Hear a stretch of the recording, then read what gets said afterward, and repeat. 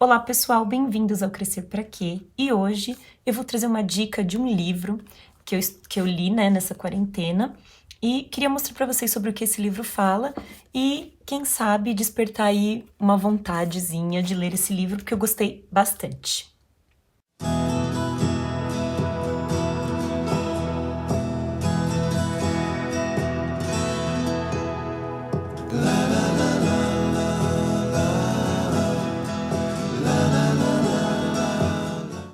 Bom, o livro que eu vou trazer para vocês hoje é O Jeito Harvard de Ser Feliz, do Shawn Achor, não sei falar esse nome, mas é isso.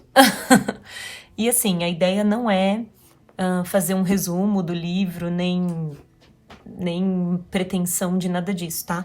Eu só queria instigar em vocês a vontade de ler esse livro, porque ele é um livro que eu achei bem interessante, assim, dentro desses livros de desenvolvimento pessoal. Foi um dos livros que eu mais gostei até hoje.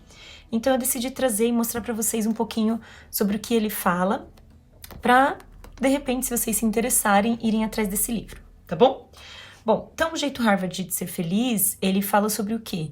Sobre como você precisa se sentir feliz para ter sucesso e não o contrário, né? A introdução dele é toda baseada nessa frase aí, ou nessa ideia, né, que a gente tem de que quando eu tiver sucesso, eu serei feliz. E, na verdade, ele vem o livro todo tentando provar que é o contrário, que você só tem sucesso quando é feliz. Então, você precisa inverter essa lógica, né? Ao invés de esperar ter sucesso para se sentir feliz, você precisa se sentir feliz, porque assim você atinge o sucesso, tá? Então, eu achei uma ideia bem interessante. Bom, ele divide o livro em 7 princípios e eu vou passar aqui muito rapidamente, dar uma pincelada em cada princípio para vocês. E aí, quem se interessar vai atrás do livro, porque é um livro bem legal, tá? Então, o primeiro princípio, ele é o do benefício da felicidade. É um princípio um pouco mais geral, que fala da importância da felicidade, ele usa vários exemplos e tal.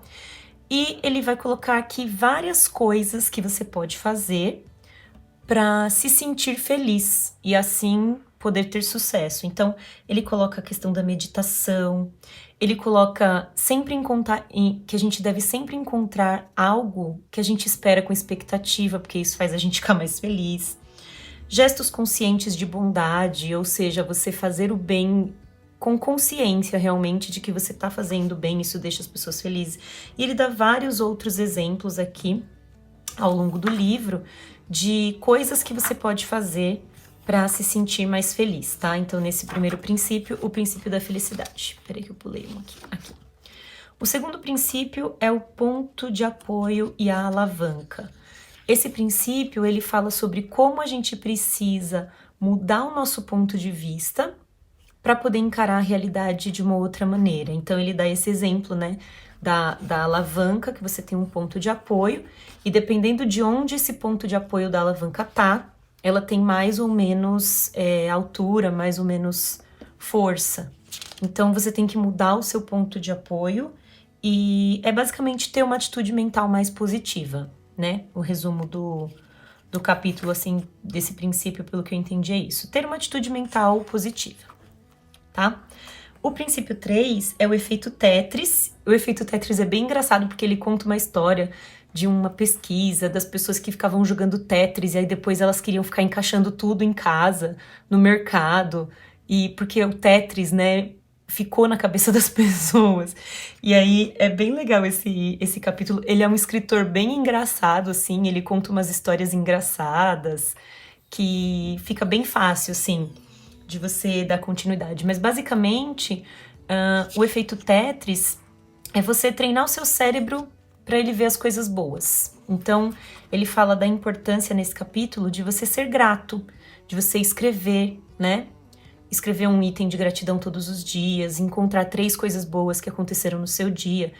Uma maneira de registro de ser grato, porque assim você vai treinando o seu cérebro para ele ir enxergando as coisas, os aspectos positivos da vida, né? Daquilo que acontece na sua vida, certo? Aí o princípio 4, encontre oportunidades na diversidade. Esse é bem básico, eu acho que é bem autoexplicativo, né? Encontre oportunidades na diversidade, é isso mesmo. Ele fala muito da importância da gente ter a clareza, ter esse hábito de sentar, parar e pensar, para decidir com clareza e com criatividade a respeito das adversidades que a gente passa. Então ele conta várias histórias sobre isso, né? O livro é um livro cheio de exemplos, tem muitos exemplos de áreas empresariais e tal, porque é com que ele trabalha, né? Então ele traz muito exemplo disso, mas tem bastante coisa que dá pra gente colocar na nossa vida. Então, eu acho que esse princípio aqui ele é mais autoexplicativo, o nome dele, né? Aí o quinto princípio é o Círculo do Zorro. Ele conta a história de um filme do Zorro, eu nunca assisti, eu não sei que filme é, nem como é essa cena, mas pelo que eu entendi da cena que ele descreve, é colocado um círculo no chão, quando a pessoa tá treinando, não sei nem que personagem que é que tá treinando, enfim. Tem um círculo no chão e a pessoa fica dentro daquele círculo, treinando. E depois que ela consegue ter dominado todo aquele espaço, o círculo se amplia. E aí ela continua treinando para dominar aquele espaço e aí o círculo amplia. O que ele quer dizer, né, com isso, quando ele traz essa ideia do círculo do Zorro? É você, assim, focar apenas naquilo que está no seu próprio controle. E focar naquelas áreas em que você pode fazer a diferença. Porque é ter foco, né, na realidade. Porque se você pega todas as questões, por exemplo, no seu trabalho ou na sua vida pessoal, em qualquer área da vida, né, e você não foca naquele ponto onde você realmente pode fazer a diferença, naquele ponto que você realmente pode dominar, ou que é você que vai fazer a mudança, você fica perdido. Porque aí você se preocupa com coisas com as quais você não tem controle, você se preocupa com coisas que vai depender de outras pessoas e não adianta você querer se preocupar com coisas que as outras pessoas aqui controlam, né? Então é focar naquilo que você controla, focar nas áreas que você consegue fazer a diferença, tá? Aí o sexto princípio é a regra dos 20 segundos. A regra dos 20 segundos é basicamente sobre mudança de hábito. Ele conta uma história lá do violão, que ele queria tocar violão, e aí ele fez um rastreio de hábitos tal, e não conseguia. E o que ele fez pra voltar a tocar violão, né? Ele guardava o violão dentro de um armário, de um guarda-roupa, sei lá eu, e aquilo dava muito trabalho. Ele todo dia tirar o violão, tocar e depois guardar. Então o que ele começou a fazer? Começou a deixar o violão no meio do caminho. Porque aí o violão estando no meio do caminho era mais prático, né? Então ele fala da importância de você diminuir o caminho para aqueles hábitos que você quer mudar.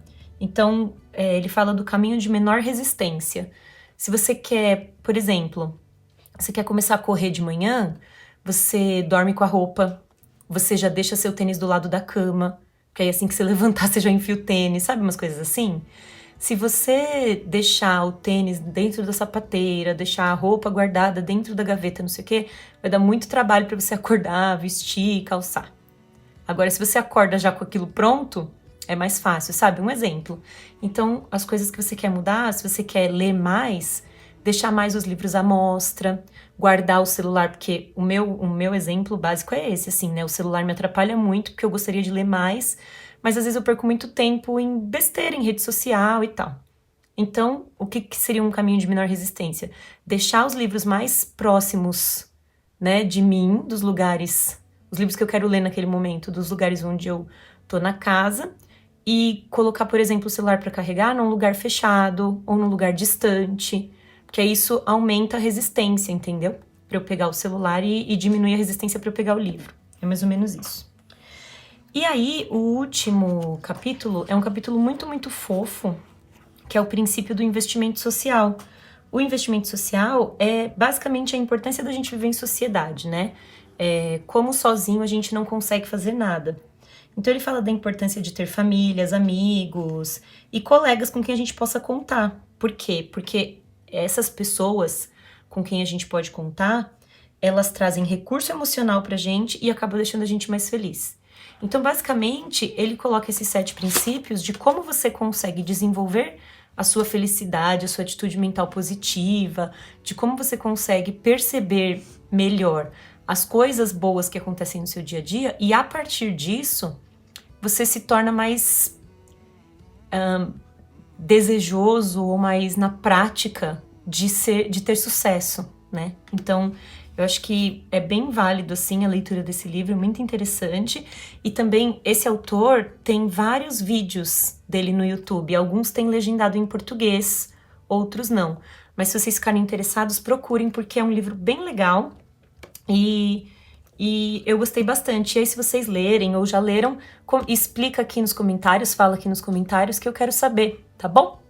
Então é isso, gente. Era isso que eu queria mostrar pra vocês hoje. Espero que vocês tenham gostado. Se vocês gostaram, deixe curtir aqui embaixo, que me ajuda bastante. E também se inscreve no canal e ativa o sininho, que assim você não perde a notificação de nenhum vídeo novo. Beleza? Também me segue lá no Instagram. Meu Instagram é Juliane_crescer pra quê? Ok? Então é isso, pessoal. Eu fico por aqui. Um beijo. Até a próxima.